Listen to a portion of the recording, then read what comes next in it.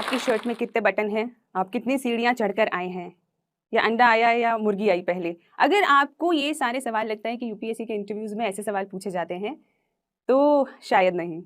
हो सकता है कि किसी पैनल ने ये देखा हो कि कैंडिडेट ने जब सारे जवाब दे दिए तो एक सेल्फ अवेयरनेस या उस व्यक्ति की प्रेजेंस ऑफ माइंड को चेक करने के लिए हो सकता है कुछ ऐसे अटपटे सवाल पूछे गए हों।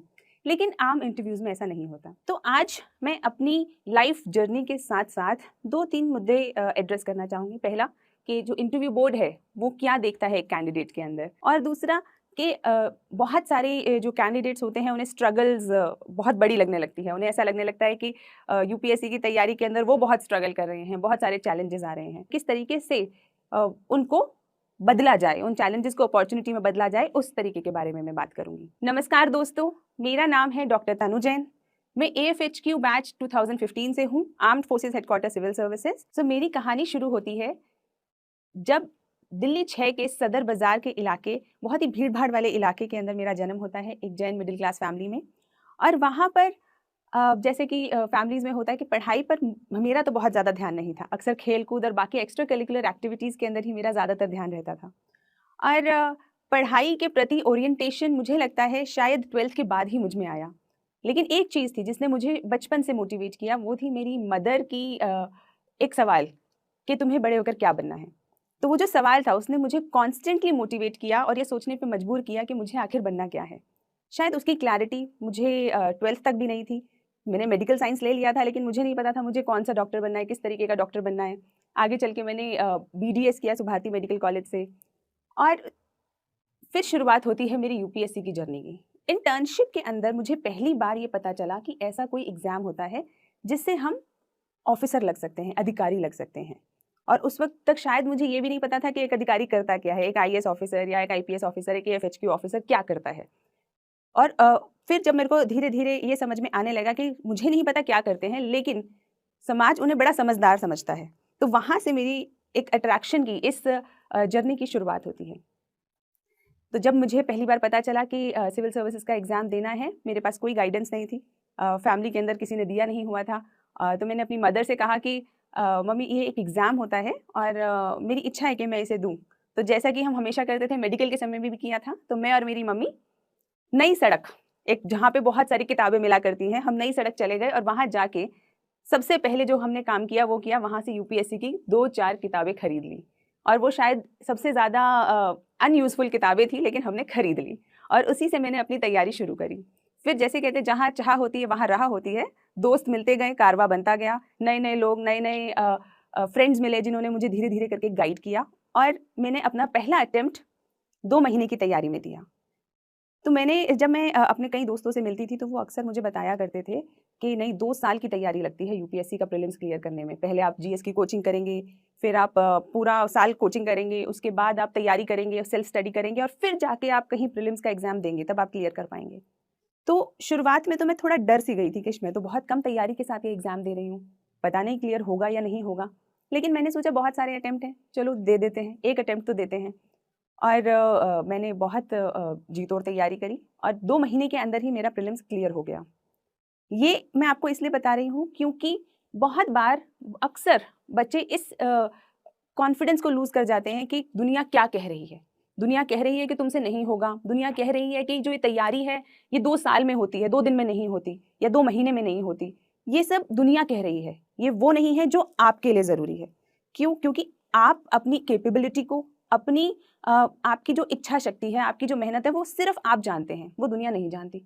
तो अगर आप किसी भी तरीके से ये विश्वास करके उनके हिसाब से अपनी तैयारी को चालू रखेंगे तो कहीं ना कहीं फर्क आ जाएगा। तो इसीलिए अच्छा है कि आप अपने आप पे विश्वास करके इस तैयारी को जारी रखें। तो मैंने जब 2 महीने में प्रीलिम्स क्रैक किया तो उस वक्त शायद मुझ में थोड़ा कॉन्फिडेंस बढ़ गया कि हाँ, मैं ये एग्ज़ाम निकाल सकती हूँ, मैं ये एग्ज़ाम को क्रैक कर सकती हूँ। लोग अक्सर पूछते हैं कि आपने उन 2 महीनों में कैसे तैयारी करी कि आपने प्रीलिम्स क्रैक कर लिया। तो मैं कहती हूँ कि मैंने सिर्फ बेसिक बुक्स सबसे पहले ख़त्म करी। अक्सर क्या होता है, जो लोग यूपीएससी की तैयारी कर रहे होते हैं तो मन में एक मिथ बैठ जाता है कि पता नहीं कितनी एक्स्ट्रा ऑर्डिनरी तैयारी करनी है, शायद 100-200 किताबें पढ़नी होती होंगी, उसके बाद शायद जाके एग्ज़ाम क्लियर होगा। लेकिन मेरा खुद का एक्सपीरियंस रहा है, मैंने जितनी बार प्रीलिम्स दिया, क्लियर किया, मैंने 4 इंटरव्यूज़ दिए, तो कि आप अगर बेसिक तैयारी सबसे पहले कर लें और उसके बाद प्रैक्टिस करें, इतनी तैयारी भर से लगभग काम हो जाता है। लेकिन क्योंकि सच में तैयारी तो कम थी ही, उस साल मेरा मेंस नहीं हुआ और वो जो असफलता थी उसने सबसे पहले मुझे ये सोचने पे मजबूर किया कि क्या क्या ऐसी मैं गलतियां कर रही हूँ जिसके कारण से मेरे मेंस के अंदर उतने अच्छे नंबर नहीं आए। और वहीं से मेरी सेल्फ एनालिसिस की जर्नी स्टार्ट होती है। मैंने एनालाइज किया कि किस किस जगह पर मैंने अपने तैयारी को अप टू डेट नहीं रखा, कहाँ कहाँ पे मैंने मेरे आंसर राइटिंग्स के अंदर प्रॉब्लम है, क्या मैंने मॉक टेस्ट कम दिए हैं। तो ये सारे जो भी अलग अलग चैलेंजेस थे उनको मैंने एनालाइज किया, एक डायरी में लिखा और हर तरीके से कोशिश करी कि उनको एक एक करके एड्रेस किया जाए। So this is one of the ways जहाँ पे आप दुनिया से एक वैलिडेशन नहीं मांगते, दुनिया से अपने सवालों के जवाब नहीं मांगते, आप अपने आप से उन सवालों के जवाब देने की खोजने की कोशिश करते हैं। And this is what I always tell aspirants also कि जब भी आपको ऐसा लगे कि मेरी तैयारी बहुत अच्छी नहीं जा रही, तो मैं किससे पूछूं, किससे पूछूंगी कि मेरे को क्या करना चाहिए, क्या मुझे और पढ़ना चाहिए या मुझे और टेस्ट पेपर करने चाहिए। ठीक है, जो सामने वाला व्यक्ति है आपको थोड़ा सा गाइड कर सकता है, लेकिन दिल की सच्चाई से अगर आप पूछेंगे, अपने आप से अगर आप पूछेंगे, तो हमें हम सबको पता होता है कि हमारी तैयारी किस लेवल की है। क्या हमने पढ़ाई ईमानदारी से नहीं करी है, या हम सिर्फ दूसरों को दिखाने के लिए पढ़ाई कर रहे हैं, या हम पढ़ाई तो कर रहे हैं लेकिन क्या हम अपने सेल्फ इवैल्यूएशन पे, सेल्फ एनालिसिस पे उतना ध्यान दे रहे हैं या नहीं दे रहे हैं। तो ये सब हमारे मन को, हमारी अंतरात्मा को पता होता है। तो जहाँ सबसे पहला जो सवाल होने चाहिए आपके, वो आपकी अपने आप से होने चाहिए और वहीं से आपको जो चैलेंजेस नज़र आएँ उन्हें आप एड्रेस करें। तो जब मैंने अपने चैलेंजेस, आंसर राइटिंग के चैलेंजेस को ओवरकम किया, तो बिल्कुल ओवरकम करते ही मेरा मेंस क्लियर भी हो गया। नेक्स्ट अटेम्प्ट के अंदर प्रीलिम्स क्लियर हुआ, फिर मेंस क्लियर हुआ। और मुझे हमेशा से ऐसा लगता था कि इंटरव्यू के अंदर मेरे नंबर बहुत अच्छे आएंगे, क्योंकि स्कूल के समय से ही डिबेट्स में पार्टिसिपेट करना, स्पीचेस देना, दोस्तों के साथ बात करना, तो मेरे को अक्सर और राष्ट्रीय अंतर्राष्ट्रीय मुद्दों पर हमेशा से मेरे को ऐसा लगता था कि मुझे जानकारी है। और यही शायद वो सब क्राइटेरियाज थे जो उस वक्त तक मुझे लगते थे कि एक पर्सनालिटी का हिस्सा होते हैं।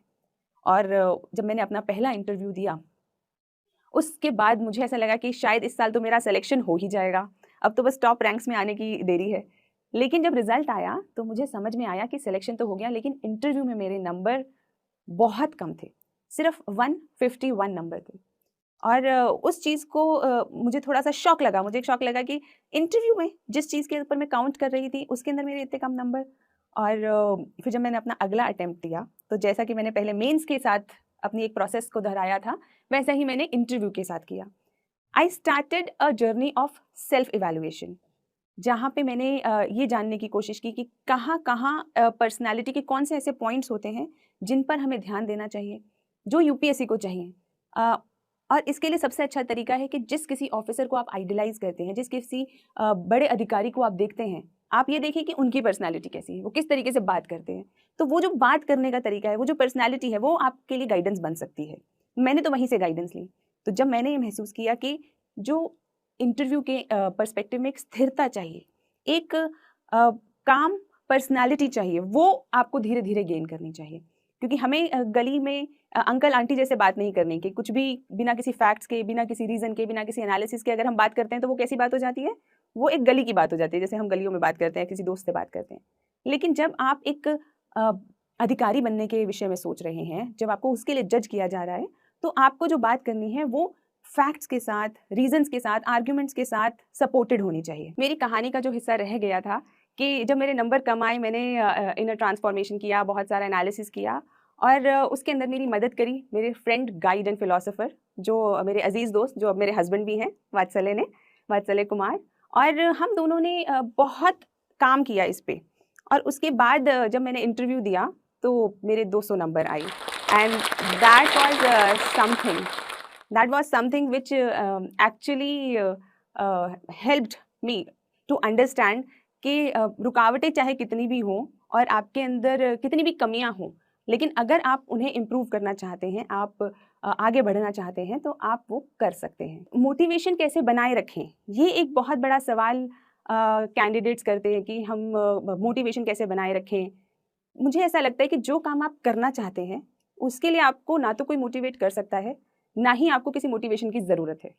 अगर मैं आज यहाँ आना चाहती थी, तो मैं आई। मैंने कैसे समय निकाला, किस तरीके से चीज़ें हैंडल करी, ये इसके लिए मुझे किसी को कहना नहीं पड़ा। तो उसी तरीके से अगर आपको सिविल सर्विसेज की तैयारी करनी है, आपको नीट की तैयारी करनी है, आईआईटी की तैयारी करनी है, आपको किसी जॉब इंटरव्यू के लिए जाना है, अगर आपको वो करना है तो उसके लिए आपको कोई मोटिवेट नहीं कर सकता। That has to be your internal motivation, क्योंकि वो आपको करना है।